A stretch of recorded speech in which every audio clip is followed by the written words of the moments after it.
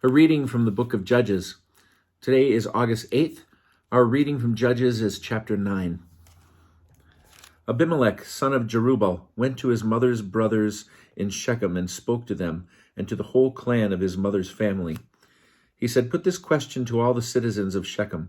Which is better for you, to be ruled by 70 men, by all the sons of Jerubbaal, or to be ruled by one man? And remember, I am your own flesh and blood."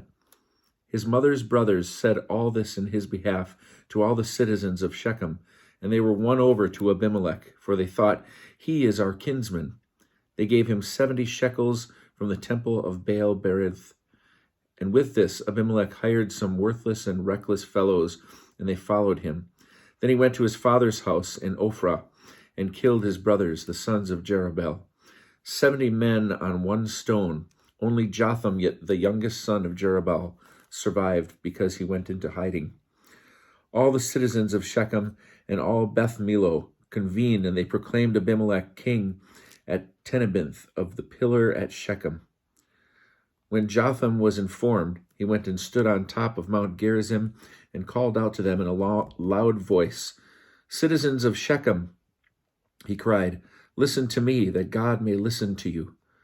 Once the trees went to anoint a king over themselves, they said to the olive tree, "Reign over us." But the olive tree replied, "Have I, through whom God and men are honored, stopped yielding my rich oil, that I should go and wave above the trees?" So the trees said to the fig tree, "You come and reign over us." But the fig tree replied, "Have I stopped yielding my sweetness, my delicious fruit, that I should go and wave above the trees?" So the trees said to the vine, "You come and reign over us." But the vine replied, "Have I stopped yielding my new wine, which gladdens God and men, that I should go and wave above the trees?" Then all the trees said to the thorn bush, "You come and reign over us." And the thorn bush said to the trees, "If you are acting honorably in anointing me king over you, come and take shelter in my shade. But if not, may fire issue from the thorn bush and consume the cedars of Lebanon." Now then, if you acted honorably and loyally in making Abimelech king, if you have done right by Jerubbaal and his house, and have requited him according to his deserts, considering that my father fought for you and saved you from the Midianites at the risk of his life, and now you have turned on my father's household, killed his sons, 70 men on one stone, and set up Abimelech, the son of his handmaid, as king over the citizens of Shechem, just because he is your kinsman. If, I say, you have this day acted honorably and loyally toward Jerubbaal and his house, have joy in Abimelech, and may he likewise have joy in you. But if not, may fire issue from Abimelech and consume the citizens of Shechem and Beth Millo, and may fire issue from the citizens of Shechem and Beth Millo and consume Abimelech. With that, Jotham fled. He ran to Beer and stayed there because of his brother Abimelech. Abimelech held sway over Israel for 3 years. Then God sent a spirit of discord between Abimelech and the citizens of Shechem, and the citizens of Shechem broke faith with Abimelech.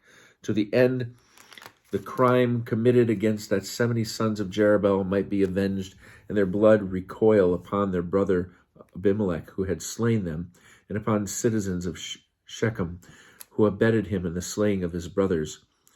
The citizens of Shechem planted ambuscades against him on the hilltops, and they robbed whoever passed by them on the road. Word of this reached Abimelech. Then Gaal, son of Ebed, and his companions came passing through Shechem, and the citizens of Shechem gave him their confidence. They went out into the fields, gathered and trod out into the vintage of their vineyards, and made a festival. They entered the temple of their God, and as they ate and drank, they reviled Abimelech. Gaal, son of Ebed, said, "Who is Abimelech, and who are we Shechemites, that we should serve him?" This same son of Jerubbaal and his lieutenant Zebul once served in the men of Hamer, the father of Shechem. So why should we serve him? Oh, if only this people were under my command, I would get rid of Abimelech. One would challenge Abimelech, "Fill up your ranks and come out here." When Zebul, the governor of the city, heard the words of Gaal, son of Ebed, he was furious. He sent messages to Abimelech at Tormah to say, "Gaal, son of Ebed, and his companions have come to Shechem, and they are inciting the city against you. Therefore, set out at night with the forces you have with you, and conceal yourself in the fields.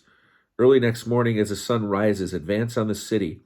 He and his men will thereupon come out against you, and you will do to him whatever you find possible." Abimelech and all the men with him set out at night and disposed themselves against Shechem in 4 hiding places. When Gaal, son of Ebed, came out and stood at the entrance to the city gate, Abimelech and the army with him emerged from concealment. Gaal saw the army and said to Zebul, "That's an army marching down from the hilltops."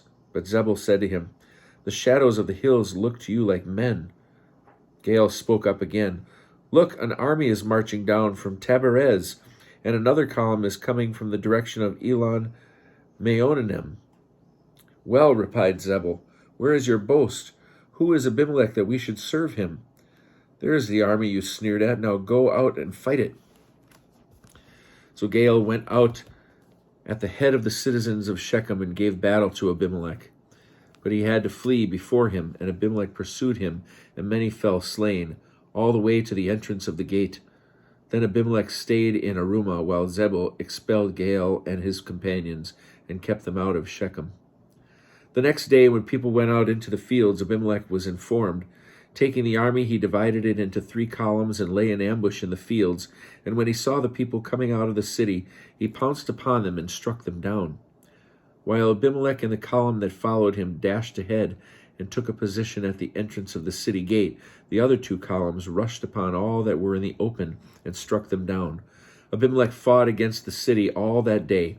He captured the city and massacred the people in it. He razed the town and sowed it with salt. When all the citizens of the tower of Shechem learned of this, they went into the tunnel of the temple of El-berith. When Abimelech was informed that all the citizens of the tower of Shechem had gathered there, Abimelech and all the troops he had with him went up on Mount Zalmon. Taking an axe in his hand, Abimelech lopped off a tree limb and lifted it onto his shoulder. Then he said to the troops that accompanied him, "What you saw me do, quick, do the same." So each of the troops also lopped off a bough. Then they marched behind Abimelech and laid them against the tunnel and set fire to the tunnel over their heads. Thus all the people of the tower of Shechem also perished, about 1,000 men and women. Abimelech proceeded to Thebez. He encamped at Thebez and occupied it. Within the town was a fortified tower, and all the citizens of the town, men and women, took refuge there. They shut themselves in and went up on the roof of the tower. Abimelech pressed forward to the tower and attacked it. He approached the door of the tower to set it on fire. But a woman dropped an upper millstone on Abimelech's head and cracked his skull. He immediately cried out to his attendant, his arms-bearer, "Draw your dagger and finish me off, that they may not say of me, 'A woman killed him.'" So his attendant stabbed him, and he died. When the men of Israel saw that Abimelech was dead, everyone went home.